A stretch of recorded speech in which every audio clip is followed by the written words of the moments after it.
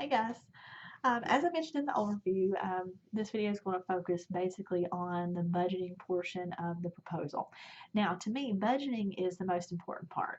And, I deal with the budgeting parts of grants every day in my job as Director of Grants and Contracts at Concord. So, a lot of times, the very first place I start with someone working on a particular grant proposal is their budget, because a lot of times this particular RFP for this class doesn't have a maximum amount you can apply for.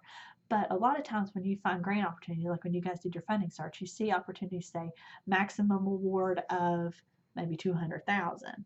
Okay, when you start looking at what is it really going to cost me to do this project, who do I have to hire? Then you have to pay fringe benefits on top of that.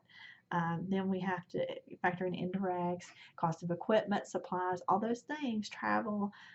Once you get all that together, what you thought might have been applicable for a $200,000 project might really cost $450,000. And so you might have to pare down your scope of your grant. So it's easier to work from budget and then make sure your project is on par with what your budgetary numbers are, rather than having to do it and then go do the budget and then go back and fix it. But a lot of times that's how it works. So this is the point where really the rubber meets the road. You find out if how feasible this project is based on from a monetary standpoint. Is it reasonable? That's something to always keep in mind when you're looking at budget numbers. We can't overinflate just because it's on a grant. We usually charge the same rates we would charge for anything else. The federal government actually stipulates that. So you have to, be sure that you're being equitable with your grant funding. Make sure it's something a reasonable person would consider it to be okay. Is it within a reasonable cost? That's kind of where I'm getting with that. So just keep this kind of things in mind as you're budgeting.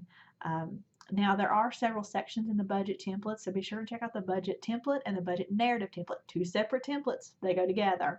That one explains the other. Okay, budget is like just monetary value, budgetary numbers, like you think about your own personal budget, like you have for your electric bill, your phone bill, all that stuff, kind of same thing. But then your budget narrative is just a little explanation of what those figures are in a little bit more detail. So you might have $50,000 in salary. Well, what does that consist of? Does that consist of one coordinator and one graduate assistant, or is that just one coordinator salary? Now, one thing that's a little confusing to some people is fringe benefits. Okay, so we have a salary. Say we have, let's see, Bob, and Bob makes $50,000 a year. Okay, so Bob's doing pretty well. So, but on top of that, when you or as an employee, when you get paid, you see all those federal taxes come out, your state taxes, Social Security, Medicare, all those things you see on your paycheck come out. Okay, so the employee is paying a portion. But the backside that most people don't see is that the employer also has to pay a portion of taxes. So, like Social Security and Medicare, the employer has to match exactly what you are paying. So Bob might pay $82 in Medicare, and so the institute, his wherever Bob works has to pay $82 in addition. So you add those two together, and then we send it on to the IRS. So that's a real cost to that agency. So when you're doing a grant, the fringe benefit helps cover that real cost of having that employee. The same with like health insurance. When we pay our health insurance premium as employees, a lot of times you see that coverage, you talk about 80-20 coverage, like the employee pays 20%, the employer pays 80%. Well, that 80% is a fringe benefit, okay? That's something the employer has to pay.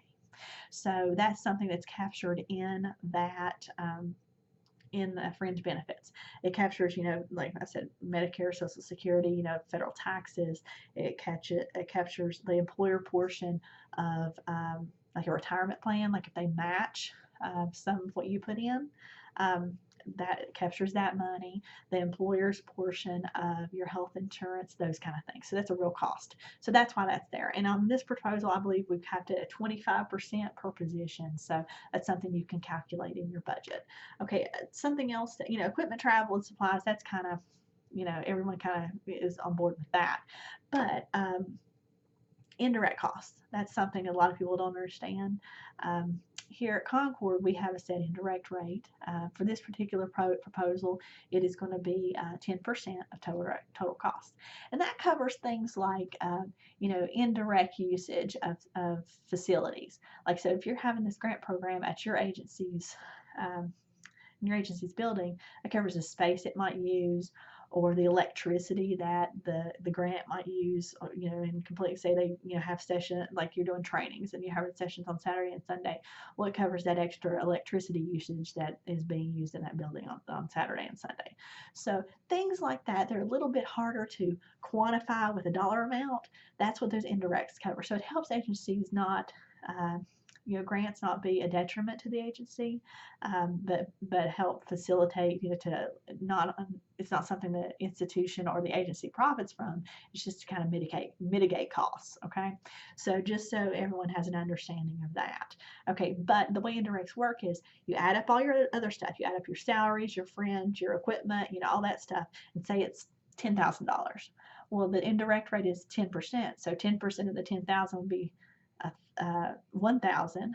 So your total budget would be the 10,000 total plus your 1,000 in indirect, so that would be 11,000. So just a little bit of clarification on that. So it's something on top of your direct costs. Okay. And that's not uncommon in grants. If you have any kind of grant experience, you may have seen that on a grant budget before, that indirect rate. And a lot of times it varies from agency to agency, because especially if you're working with federal grants, you have to negotiate with the federal government for your set indirect rate. So they can vary from about, 5 to 10%, all the way up to about some universities I've seen rates as high as 55%. And that might be of total direct costs or of just like salaries. So, it just depends. But it's this particular instance, it's 10% total direct costs. Okay. All right. So, be sure, to be cognizant of the scope of your grant. And this is really where it becomes evident if you think you might have bitten off more than you can chew, kind of thing, because your budget becomes a nightmare. Budgeting is not easy when you have a large program. We have one grant program here at Concord that's about $1 million annually, and that budget drives me crazy. So because there's so many components and moving parts. So for the purposes of this class, I would encourage you to keep it as simple as possible. You might have to scale back your project. If you're not sure, please contact me. We'll talk about it. And if you have to change your concept at this point, that's fine. As long as we have it nailed down for the final proposal, it's all good. Okay, so no worries there. You don't have to stay with what you have slated so far. Okay, all right. So be sure that your budget reflects your objectives. Now you've stated your objective. You've worked on those objectives, and I'll be giving you guys feedback on those. But be sure that the money that you're spending is actually going toward meeting those objectives, because that's what the agency is looking for, flow through with this. That you have written about what the problem is, your proposed solution, exactly the goal of the entire program, exactly how you're going to do it, which is the exact objectives. We talked about evaluation of these objectives and how to make sure that we're meeting them. And then the budget reflects how the money is spent to achieve those objectives. So remember, it all ties together. It all has to be in one big happy family. Okay. So be sure that when you're working on your budget, it does reflect. It all goes back. Okay, and because it all has to be toward that grant program. If you have funding for something that doesn't make any sense with your, as far as what your objectives are, that's going to be an automatic out with the funding agency. Okay, so you need to make sure there's that cohesion there. So be sure to take a look at that.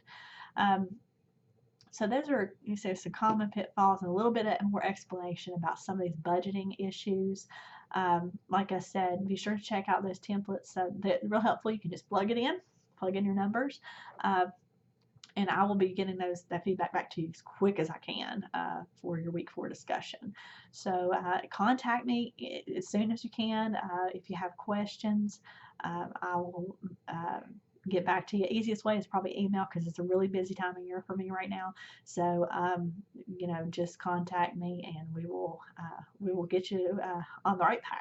So you guys, happy budgeting, and hopefully it's smooth sailing for you guys. Take care.